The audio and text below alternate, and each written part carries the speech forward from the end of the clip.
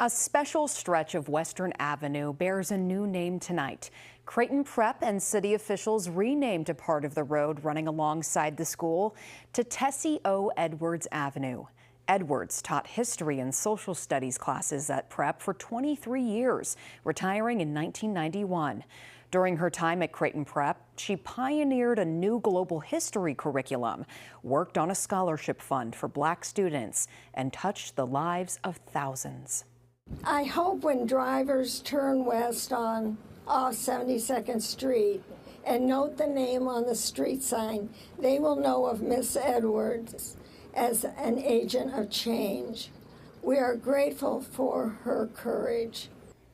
Those who knew Edwards described the respect that she commanded both in and out of the classroom and the impact she had on education in Omaha.